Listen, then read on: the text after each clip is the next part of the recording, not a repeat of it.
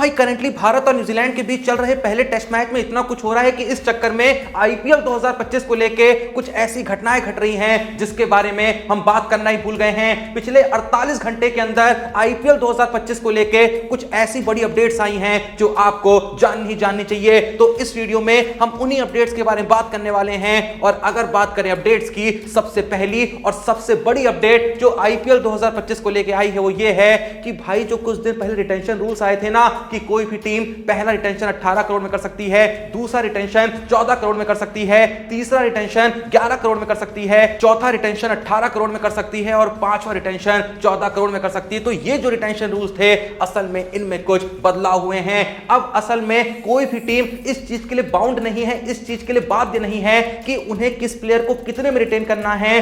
भाई वो किसी भी प्लेयर को कितने में भी रिटेन कर सकते हैं, सारे बैरियर्स हटा दिए गए हैं। अब तुम इन रूल्स को जितना आसान समझ रहे हो ये असल में उतने आसान नहीं है। थोड़ा सा तुमको एग्जांपल के साथ समझाता हूं। मान लो कोई टीम है वो 3 प्लेयर ही रिटेन करना चाहती है। अब जो पहले रूल्स आए थे उन हिसाब से अगर उनको कोई पहला प्लेयर रिटेन करना होता उसे 18 करोड़ देने होते, दूसरा प्लेयर रिटेन करना होता उसको 14 करोड़ देने होते और तीसरा प्लेयर जो रिटेन करना होता उसको 11 करोड़ देने होते। यानी कोई टीम अगर 3 रिटेंशंस कर रही है तो उसके बजट से टोटल 18 प्लस 14 प्लस 11 यानी 43 करोड़ रुपए खर्च हो जाएंगे। अब असल में जो नए रूल्स आए हैं यहां पे ये बिल्कुल जरूरी नहीं है कि जो आप पहला प्लेयर रिटेन कर रहे हैं उसको 18 करोड़ में ही करें। चाहे तो आप उसको 20 करोड़ 22 करोड़ 25 करोड़ दे सकते हैं और दूसरा प्लेयर जो है उसको भी आप चाहे 20-22 करोड़ दे सकते हैं। तीसरा प्लेयर जो है उसको चाहे 1 करोड़ 2 करोड़ 4 करोड़ दे सकते हैं। बस शर्त यह है कि जो प्लेयर है वो एग्री होना चाहिए उतने पैसे लेने के लिए। तो यहां पे देखो ट्विस्ट ये है कि अगर कोई टीम 43 करोड़ के बजट के अंदर ही किन्हीं 3 प्लेयर को रिटेन कर लेती है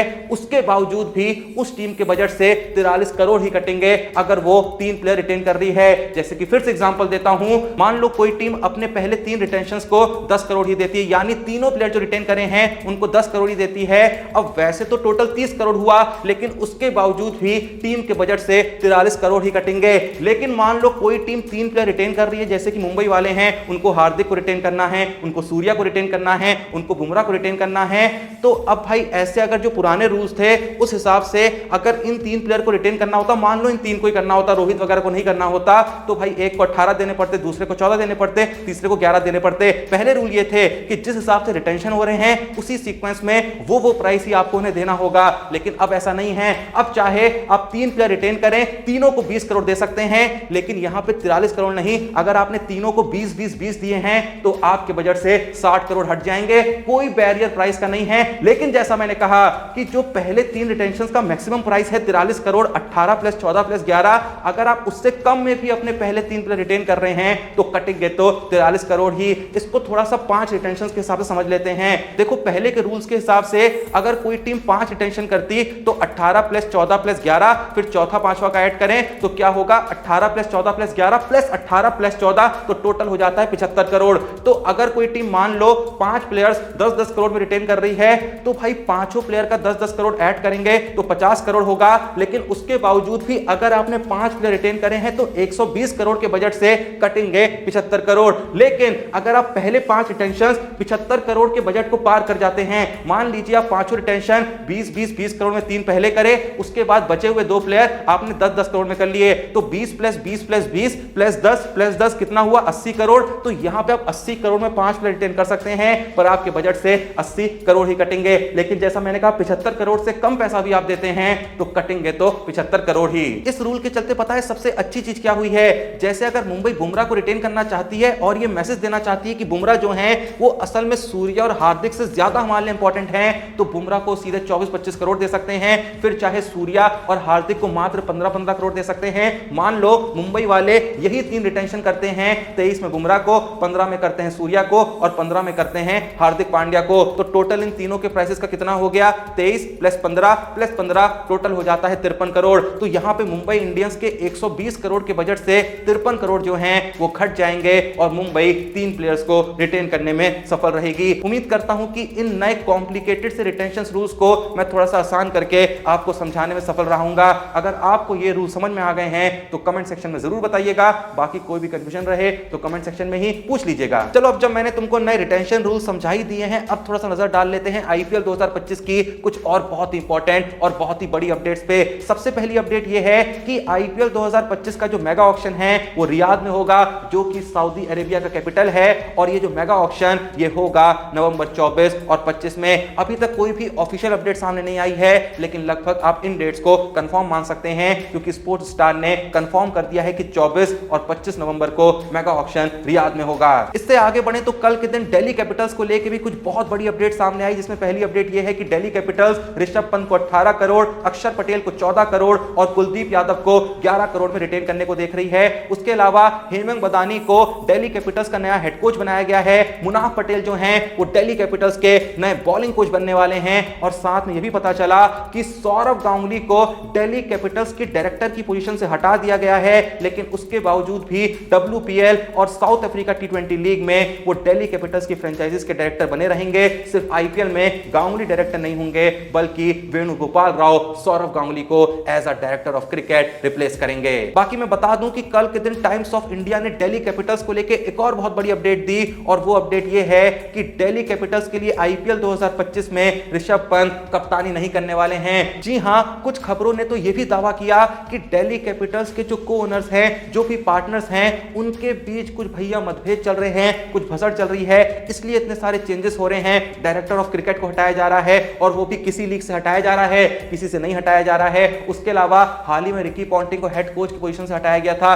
बीच में खबरें आई थी कि ऋषभ पंत जो हैं वो भी दिल्ली कैपिटल्स को छोड़ के जा सकते हैं। और कल के दिन टाइम्स ऑफ इंडिया जैसे पोर्टल ने इस बात को कंफर्म करा है कि दिल्ली कैपिटल्स की कप्तानी आईपीएल 2025 में ऋषभ पंत नहीं करने वाले हैं। आपका इस बारे में क्या कहना है, कमेंट सेक्शन में जरूर बताइएगा। इसके अलावा कल के दिन 2 आईपीएल टीमों की अनकैप्ड रिटेन प्लेयरों की भी लिस्ट सामने आई, जिसमें पहली टीम है लखनऊ सुपर जायंट्स, जो रिटेन करने वाली है आयुष बदोनी और मोहसिन खान को एज एन अनकैप्ड प्लेयर। वहीं पे जो पंजाब है वो as an uncapped player retain करेगी शशांक और आशुतोष को। मैं बता दूं कि कैप्ड प्लेयर में लखनऊ जो है वो निकोलस पुरन को रिटेन करने को देख रही है, और पंजाब जो है वो अर्शदीप सिंह को रिटेन करने को देख रही है। इसके अलावा एक रिपोर्ट ने यह भी दावा किया कि केएल राहुल को रिटेन करने के लिए लखनऊ नहीं देख रही है। जी हां, लखनऊ वाले केएल राहुल को रिलीज करने को देख रहे हैं। क्या होगा क्या नहीं होगा, बस कुछ दिन रुक जाइए, पता चल जाएगा। इससे आगे बढ़े तो कल के दिन यह भी पता चला कि मुंबई इंडियंस ने टोटल 4 प्लेयरों को रिटेन करने का मन बना लिया है, और ये 4 प्लेयर हैं रोहित शर्मा,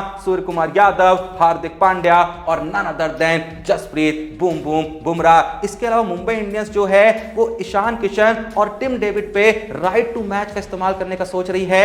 इन दोनों को रिटेन करने के बारे में ज्यादा ख्याल नहीं बना रही है। राइट टू मैच में भी जो पहली प्रायोरिटी है वो टिम डेविड हैं। ईशान किशन को यानी ये पूरे तरीके से रिलीज करने वाले हैं, लेकिन इन्होंने सोचा है कि ईशान किशन को वापस से ऑक्शन में खरीद लिया जाएगा। अब अगर बात करें सनराइजर्स हैदराबाद की, तो हैदराबाद ने अपने 5 रिटेंशन जो है वो पूरे तरीके से डिसाइड कर लिए हैं। पहले रिटेंशन होंगे क्लासन, जिनको एसआरएच टोटल 23 करोड़ में रिटेन करने को देख रही है। दूसरी रिटेंशन होंगे कमिंस, जिनको 18 करोड़ में रिटेन करने को देख रही है। उसके अलावा अभिषेक शर्मा को भी 14 करोड़ में रिटेन करने को देख रही है। बाकी 2 प्लेयर्स जिनको एसआरएच रिटेन करेगी वो है ट्रेविस हेड और नीतीश रेड्डी, लेकिन इन दोनों को किस प्राइस पर रिटेन किया जाएगा अभी तक इस चीज को लेके कोई भी अपडेट सामने नहीं आई है। अब अगर नजर डाले राजस्थान रॉयल्स पे, तो राजस्थान वाले जिन 3 प्लेयरों को रिटेन करने को देख रहे हैं, पहले है संजू सैमसन, दूसरे हैं यशस्वी जायसवाल और तीसरे हैं रियान पराग। इनके अलावा राजस्थान वाले किसी को भी रिटेन करने को नहीं देख रहे हैं। फिर चाहे वो बटलर हो, फिर चाहे वो बोल्ट हो, चाहे चहाल हो, चाहे अश्विन हो, सबको ये रिलीज करने वाले हैं।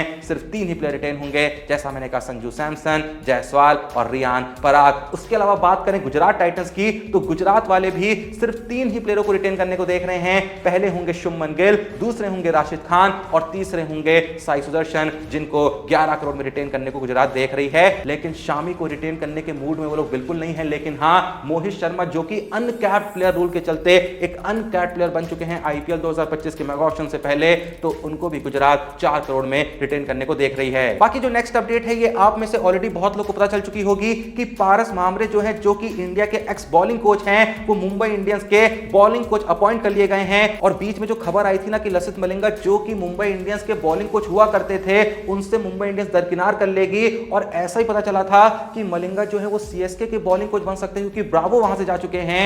तो भाई कल के दिन तो खबर ये आई कि पारस मामरे के आने से मलिंगा जो है वो कहीं नहीं आने वाले हैं। मलिंगा भी बॉलिंग कोच बन के रहेंगे। ऑफिशियली पेपर पे जो है वो तो पारस मामरे रहेंगे बॉलिंग कोच, लेकिन पारस और मलिंगा एक दूसरे के साथ मिलकर काम करने वाले हैं मुंबई इंडियंस के लिए ही। बाकी अब अगर बात करें आज की लास्ट अपडेट की, तो भाई एसआरएच ने डेल डेल स्टेन से एज अ बॉलिंग कोच किनारा कर लिया है। जी हां, आईपीएल 2025 में डेल स्टेन एसआरएच के बॉलिंग कोच नहीं रहेंगे, लेकिन एसआरएच ने कहा कि स्टेन भाई आप आईपीएल में बॉलिंग कोच नहीं रहिए, लेकिन साउथ अफ्रीका टी20 लीग में जो हमारी ही फ्रेंचाइज की एक और टीम है सनराइजर्स ईस्टर्न केप, उसके बॉलिंग कोच आप ही रहेंगे। मेरे हिसाब से एसआरएच ने ये एक बहुत बड़ी भूल करी है, क्योंकि डेल स्टेन जैसा बॉलिंग कोच आपके पास हो और आप उसको जाने दें, ये भूल नहीं तो और क्या है। वैसे पता चला कि ये असल में डेल स्टेन का खुद का डिसीजन है कि वो एसआरएच के साथ कंटिन्यू नहीं करना चाहते हैं आईपीएल 2025 में। शायद कुछ पर्सनल रीजन होंगे, कुछ और वजह होगी, भगवान जाने, लेकिन ऐसा सुनने में आया है कि ये डिसीजन असल में डेल स्टेन का है, एसआरएच का नहीं। क्योंकि मुझे भी लगा कि एसआरएच वाले आखिर इतनी बड़ी मूर्खता क्यों करेंगे। खैर, जो भी ये वीडियो देख रहा है, अभी तक जिन टीमों की भी रिटेंशन लिस्ट सामने आई है, आपको किस रिटेंशन लिस्ट से थोड़ी शिकायत है और किस रिटेंशन लिस्ट को देख के लग रहा है कि भाई एकदम सही रिटेंशन करे हैं। और जैसा कि मैंने वीडियो की स्टार्टिंग से पूछा था कि जो मैंने आपको नए रिटेंशन रूल समझाए सबको समझ आए ना, मैं अच्छे समझा पाया ना? अगर समझा पाया तो भाई कमेंट सेक्शन में एक बार जरूर बताना, वीडियो को लाइक करना, चैनल को सब्सक्राइब करना। मिलते हैं नेक्स्ट वीडियो में, तब तक के लिए जय हिंद, धन्यवाद।